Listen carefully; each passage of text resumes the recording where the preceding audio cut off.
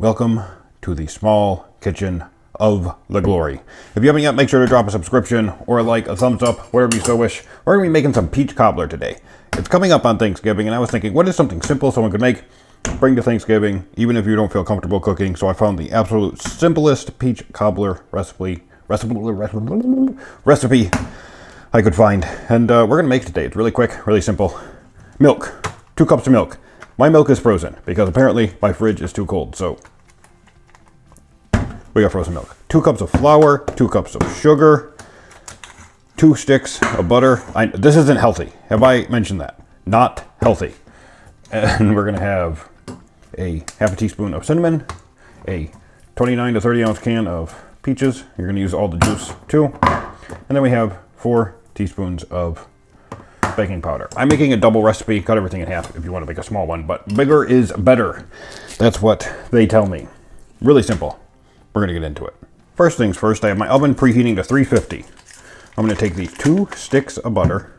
I'm going to put them in this pan, and then I'm going to put it in the oven and let these melt while it preheats. In the pan, just like this. Now I got this big old bowl here. It doesn't have to be super big. In this bowl, I'm going to do 2 cups of sugar. There's a lot of sugar and a lot of butter. I'm just going to level this out the best we can. Doesn't have to be exact. There's 1 cup. So simple to do this. You know, my little container here is a little bit too small to get 1 cup in. There we go.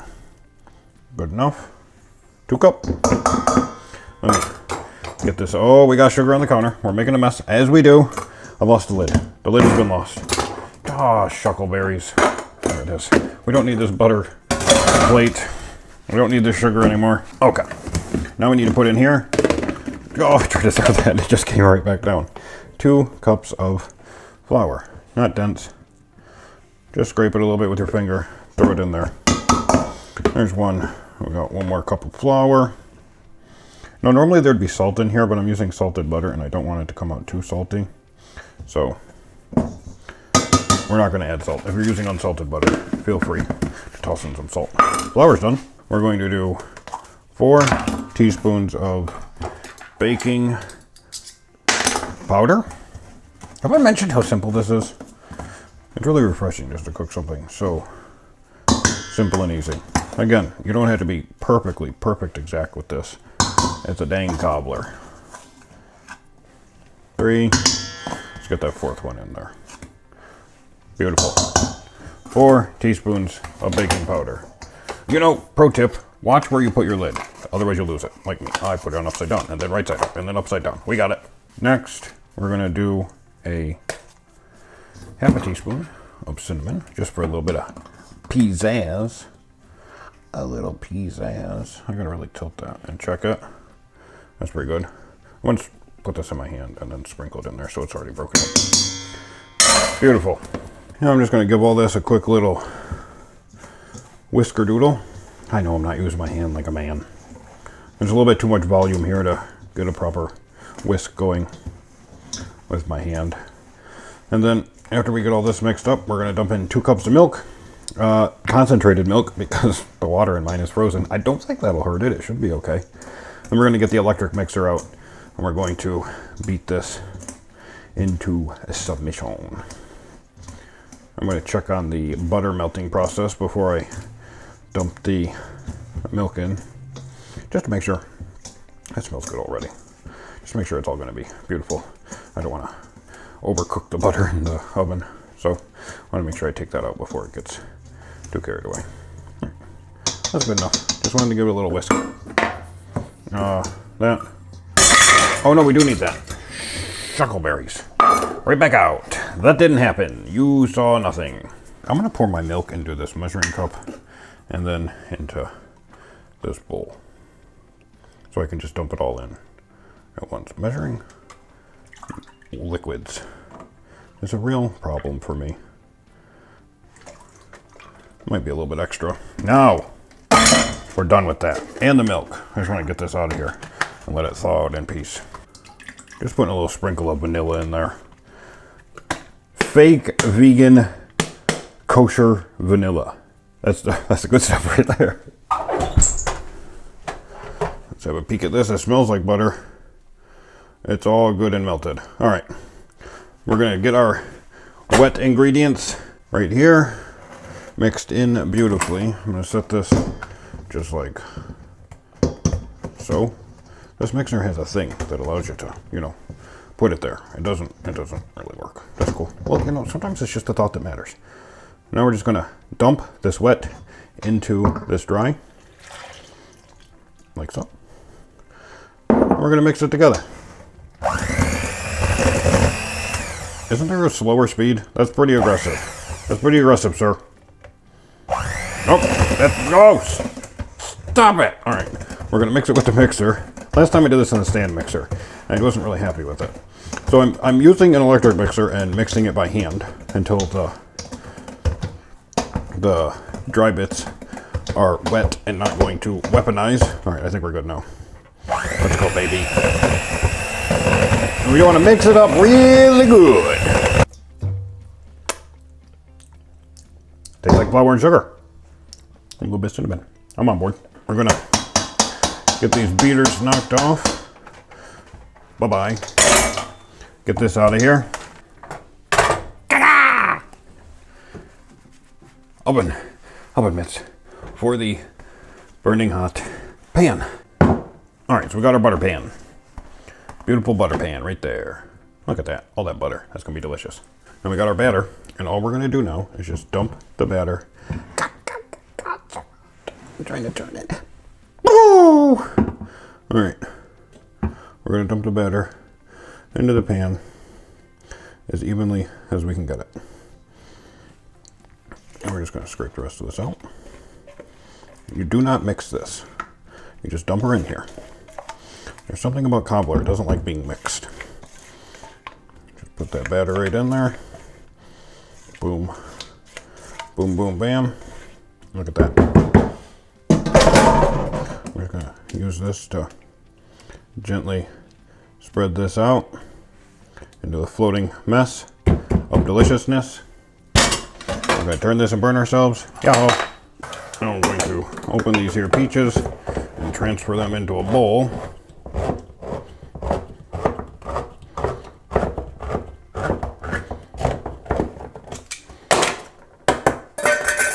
Let's get them in a bowl with juice. Beautiful. And we're almost done already. Now, they say to use a spoon, but this is where I use my hands like a man. I'm just going to sprinkle the peaches on the top. You do not mix. You just put them all over on the top. This is the cobbler part of the peach cobbler. Now, the original recipe was, like I said, it's all halves and you cook it in a 9x9 instead of a 9x13. So, and the original cook time is 38 minutes or something weird like that. This is obviously going to have probably a longer cook time because it's a big fat boy. Now, they say to pour the juice on there, but that's already pretty liquidly, but let's just give her some juice on top. Zigzag it over the top. Beautiful. Now I'm going to take this here cookie sheet.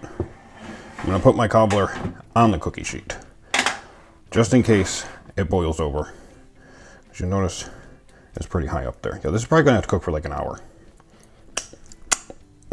Now I'm going to put this whole beautiful baby right in the oven. What's down there? A spoon. We don't want to cook the measuring spoon. But yeah, we're going to give this an hour and see how she turns out. Careful not to drop it. That would be ungood. Put it in there gently. Now for the topping, some people like ice cream. I like heavy whipping cream made into whipped cream. So I'm going to do 2 cups of this. This is not an exact recipe. We're just throwing some in there. We're going to add a little bit of sugar and then just whip it up in the stand mixer. So I'm just going to turn that around the right way. I definitely didn't put it in backwards. Nope. That was not seen. I'm going to grab the El Whisko attachment. You can do this with a hand mixer. By hand, that seems like it would probably be doable, but not an enjoyable experience. So just buy aerosol whipped cream or something. Can we please go on there? Ready, please, with sugar. On top. There we go. Lock that in. Is that all set? Yep, we're gonna lift her up. Put her on low. Have her start mixing. And now we're just gonna put in 2 tablespoons per 1 cup. And since there's 2 cups, we're gonna do 4 tablespoons of powdered sugar. You can use granulated sugar. I'm sure you can use like honey or something if you want to be real healthy, but this is already 5 million calories, so what are we even doing here, you know? Again, this isn't an actual recipe. It's just whipped cream. We got it on low when we're putting in the powders, because otherwise it'll weaponize it. I just got some on the counter. Well, it wouldn't be me if I didn't do that. Just like so. And we're going to crank this up nice and high. And we're just going to let this whip for, I don't know, 3 minutes until it starts to get firm. This is almost done. I'm going to put in a little bit of Nilla vegan kosher vanilla top shelf. All right, let's go ahead and get this off. Get that out. Best part about making whipped cream, this is all mine. You can just lick it. It's like a whipped cream lollipop. That's so good. The cobbler's not quite done yet, so we're going to, oh, the alarm's going off on my wrist right now for the cobbler. But we're going to put this in the fridge so it stays cold, and we're going to check the cobbler.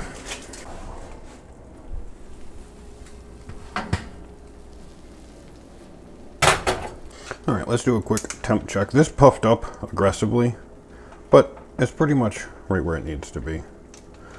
We want this to be around 200 in the center to let us know she's done. 200.1 degrees. Could we ask for anything better? 200.1. All right, this is a perfect amber on the top, which is what you want. You can tell it's kind of springy when you touch it. Get that chewy, delicious texture of the cobbler, and that is a thick mommy cobbler. Now this has to cool enough for us to be able to cut it and not burn our faces off. I'm going to say probably 20 minutes to let it finish cooking here. We're going to turn the oven off. And do we have any spillage? Nope, it kept it all inside pretty well. It formed a perfect crust. We're just going to let this sit on this burner and cool off. We're going to dig into this bad boy in a few minutes. I am so excited for this. It's finally cooled off. I let it cool down for about, I don't know, maybe an hour. I didn't want to burn my face off, but this is the part I've been waiting for. We got to get a nice big old manly piece of this cut. That top is so beautiful and crispy. Oh, it's wet in there. It's, oh, I feel juices coming out. We're gonna get a nice big old, that might be a lot of cobbler. But you know what? Like a man. Oh, the smells are coming out. The smells are coming out. I'll put that little peach right on top. Oh my God, it's so juicy. It's so juicy. We're gonna scoop up some whipped cream and just plop that right on there. Plop. Plop. Spread it around a little bit. Okay. Okay. The easiest peach cobbler. Normally cobbler is much more complicated to make, but this is so easy. Let's burn the face off.